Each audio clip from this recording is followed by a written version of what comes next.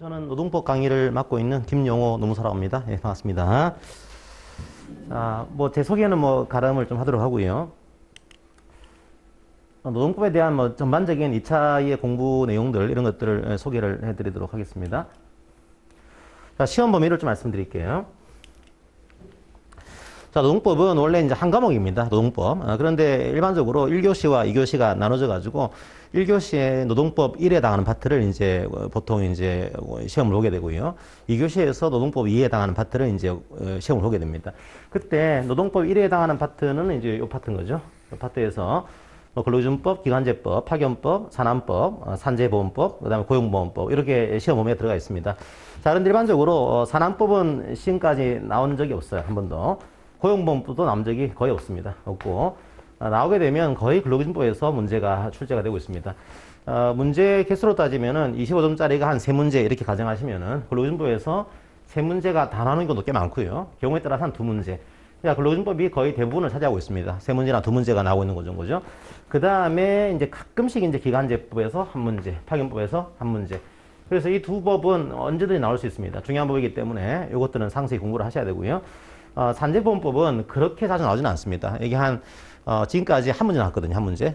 이게 최근에 나온 적이 있어요. 그래서 이것도 무시할 수는 없는 그런 법이긴 한데, 다른 법에 비해서는 약간 떨어지는, 하지만 아예 안 볼 수는 없는 쟁점 중심으로 몇 가지는 공부를 해야 되는 파트입니다.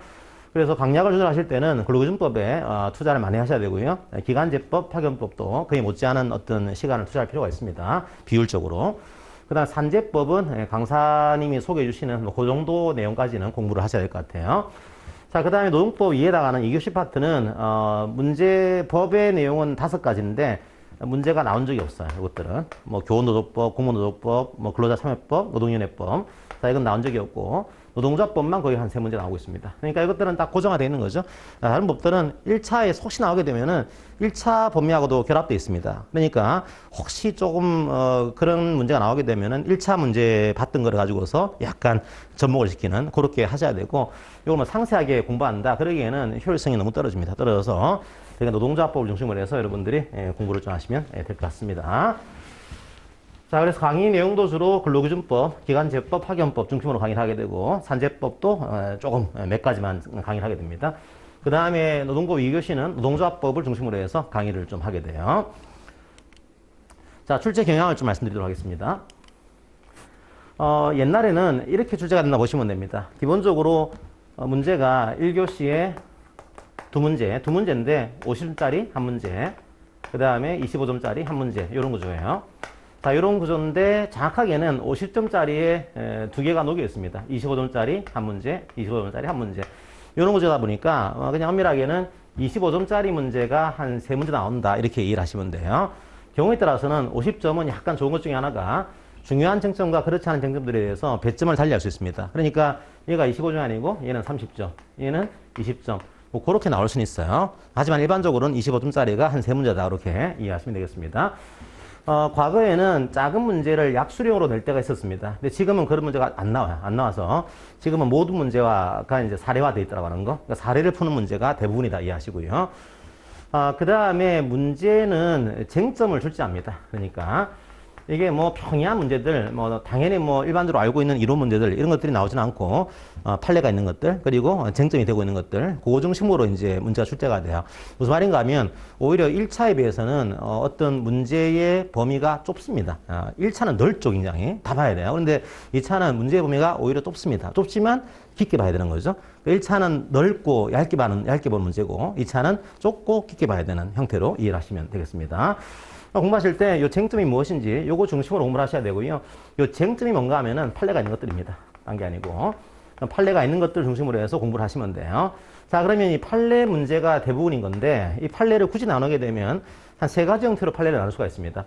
첫 번째로 일반적인 판례. 그러니까 노동법을 공부하시는 분이라고 한다면 누구나 알고 있어야 되는 아주 기본적인 문제들, 기본적 판례들, 그런 것들이 하나 들어가 있고. 자, 또 한 가지는 아주 최근 판례들. 이게 최근에 아주 극명하게 이게 알려졌어요. 이게 2021년도에는 이 전통적인 판례 문제가 3문제가 나왔고요. 그 다음에, 올해 같은 경우에는 최신 판례가 3문제 나왔어요. 그러니까 완전히 갈라진 거죠. 일반적으로는 이렇게 나오진 않습니다. 일반적으로 아주 기본적인 판례 하나, 최신 판례 하나. 그동안에 안 나왔던 판례 뭐 하나. 이 정도. 그러니까 이걸 우리가 심화 판례라고 이름 붙여놨는데 이 심화 판례는 최신 판례는 아니지만 지금까지 안 나왔던 판례 종류들 그런 게 나올 수가 있거든요. 일반적으로 한 전통 판례가 한 두 문제 내지 한 문제, 최신 판례가 반드시 한 문제 나오고요. 혹은 뭐 두 문제. 주로 요 사이에서 문제가 나옵니다. 그러다가 가끔씩 아주 특이한 문제 그런 것들이 나올 때가 있어요.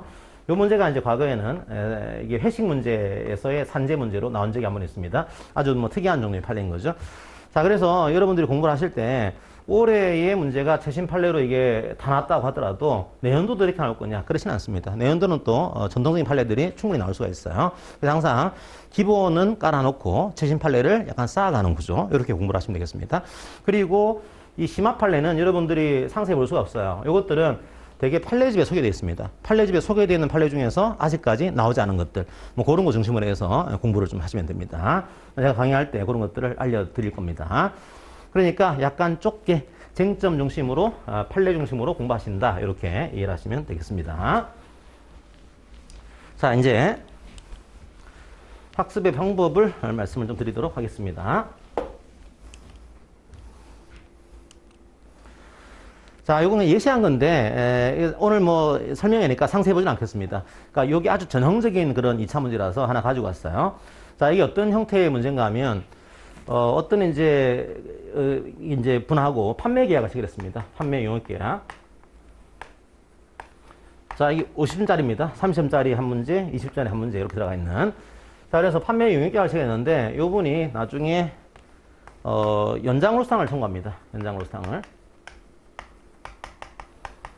그때 이제 판매 수당이 들어가요. 판매 이런 수수료가 들어가 있는 거죠. 판매 수수료. 자, 판매 수수료가 이게 통상임금이다. 이걸 정하게 됩니다. 자, 여기에 대한 문제였어요. 그러면 이 문제를 해결하기 위해서는 쟁점을 발견해야 되는데 이 문제는 굉장히 친절하게 쟁점이 무엇인지를 다 적어놨어요. 이게요. 자, 이 문제를 해결하기 위해서는 1차적으로 우리가 연장으로상을 청구하기 위해서는 반드시 내 신분이 근로자가 돼야 됩니다. 만약에 제가 근로자가 아니면은 노동법을 적용하지 않습니다. 근로기준법을 적용하지 않는 거죠. 1차적으로 내가 근로기준법상에 근로자가 돼야지만 이걸 청구할 수가 있어요. 첫 번째 문제가 과연 이분이 근로자인지를 따져보세요. 이 문제를 하나 만들어냈고요. 그러니까 실제로는 큰 한 문제지만 사실은 두 개의 쟁점이 함께 있는 겁니다. 이게 그 다음에 근로자가 맞겠죠. 이게 일반적으로. 이게 근로자가 아니면은 두 번째 문제 나기가 쉽지가 않습니다. 그래서 일단은 근로자가 맞는 식으로 문제가 나오겠죠. 두 번째로 이분이 근로자가 되면은 이 판매 수수료라는 것이 통상임금에 해당하는 거냐 이런 형태입니다.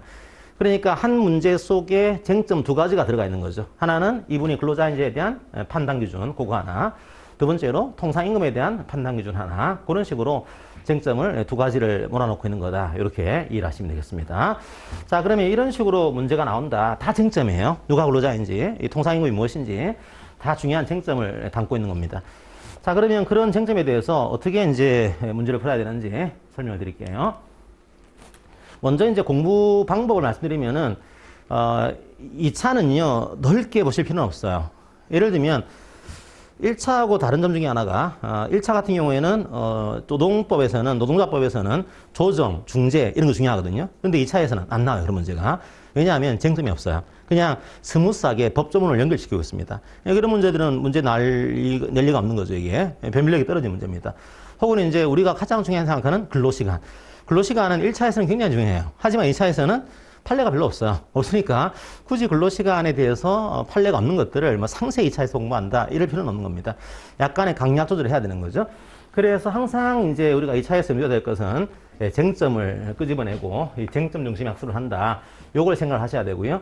그 다음에 많은 분들이 오해하는 것 중에 하나가 판례를 많이 보는 건 하지만 기본적으로는 조문입니다. 조문을 놓치고서 이 문제를 풀면은 나중에 굉장히 좀 타격이 클 수 있어요. 그래서 반드시 이 쟁점을 해결하기 위한 법조문이 무엇이고 그 조문의 취지까지.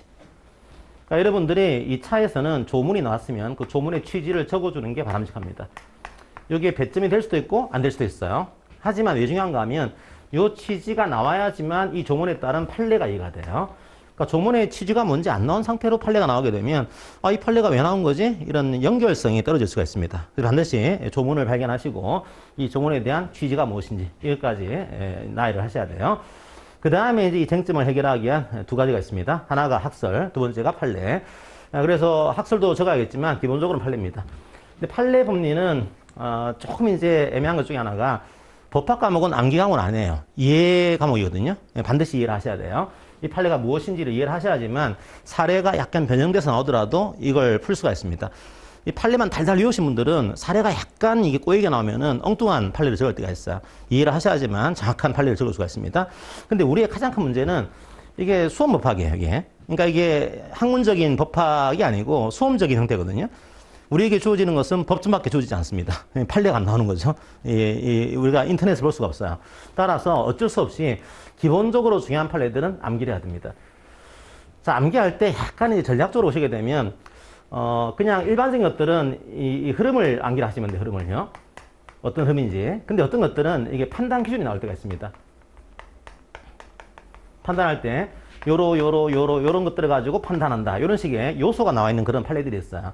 그럼 여러분들이 요 판단 기준들은 좀 정확하게 외우는 것이 좋습니다. 나중에 편해지거든요. 정확하게 판단 기준이 나오지 않고 어느 정도의 흐름만 가지면은 알 수 있는 판례들, 그런 것들은 흐름을 중심으로 키워드 하나 기억하시고 암기를 하시면 되고, 나머지 판단 기준이 나와 있는 것들은 요건 어쩔 수 없이 암기를 좀 하셔야 돼요. 법학은 암기 과목이 아니지만 시험장에서는 써야 되거든요, 이게요. 기억이 안 나면 쓸 수가 없는 거죠. 그래서 여러분들이 그런 것들은 암기를 해야 될 판례가 있다고 하는 거, 그렇게 하시고요.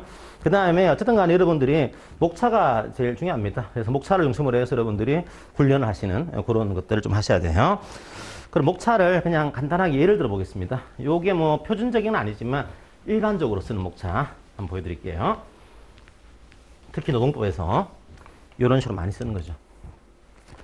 자, 보통 이제 여러분들이 크게 이제 목차를 너무 가져가지 마시고, 가장 중요한 것은 첫 번째, 요거는 이제 디폴트 값인 거죠. 문제 소재. 마지막에 결론, 요것도 이제 고정되어 있는 겁니다.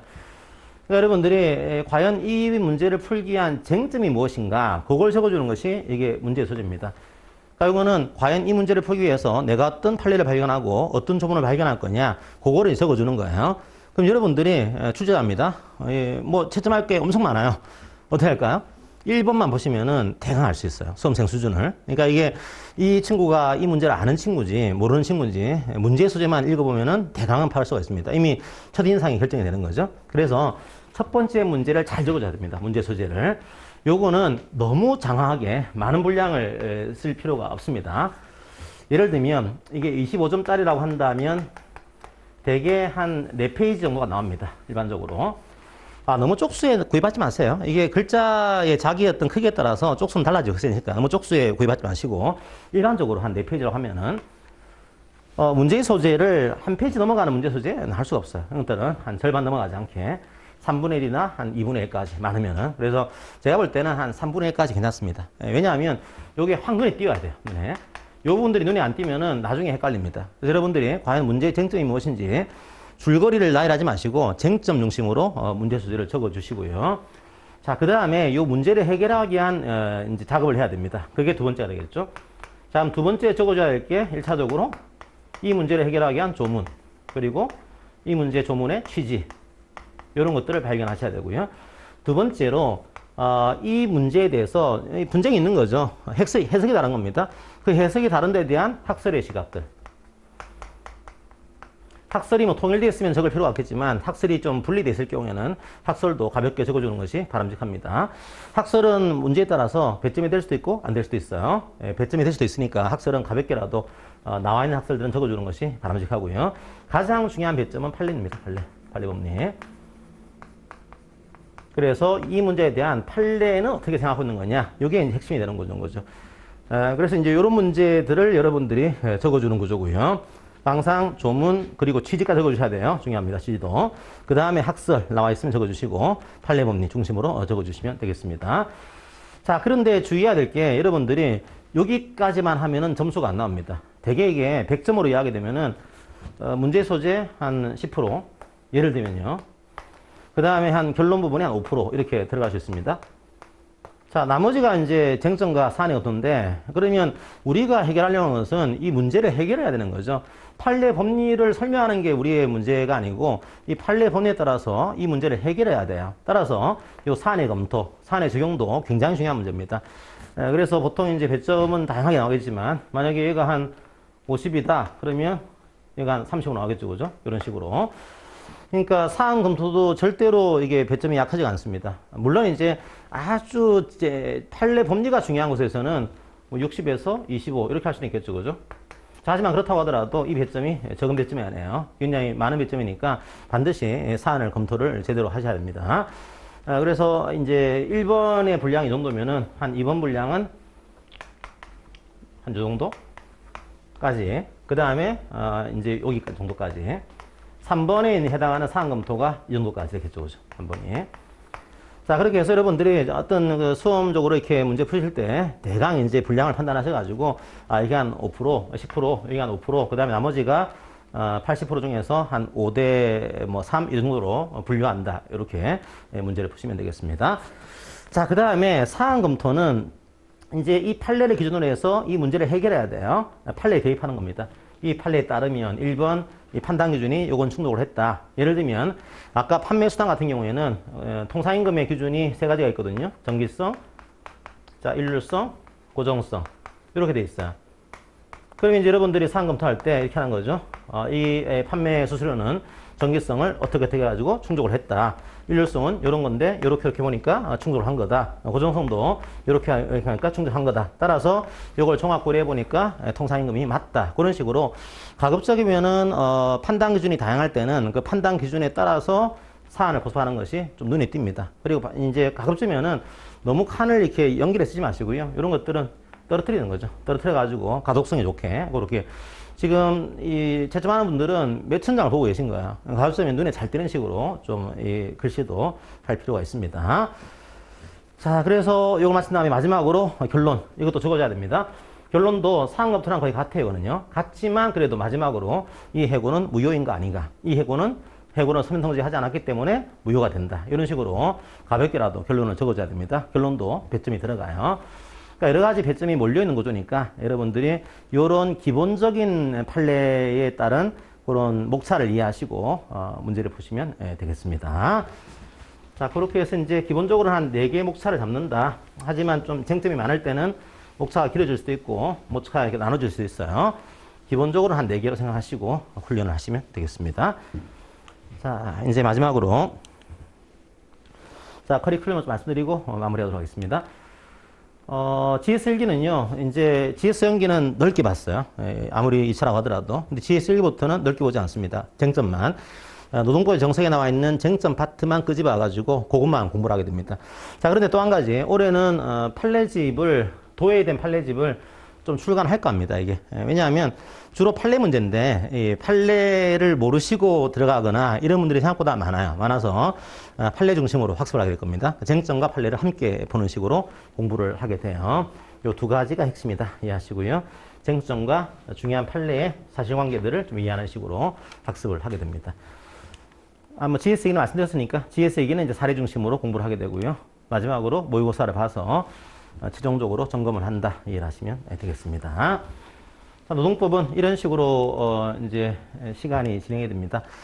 그래서 노동법은 어떻게 보면은 뭐 생활 속에 있는 그런 법이긴 하지만 또 수험적인 차원에서는 좀 느낌이 다를 수가 있어요. 항상 법학은 상당히 유사한 구조를 띄고 있으니까 여러분들이 조금 틀만 잘 짜두시면은 나중에는 조금 여러분 스스로 목차를 잡고 훈련하는 게 좀 편해질 겁니다.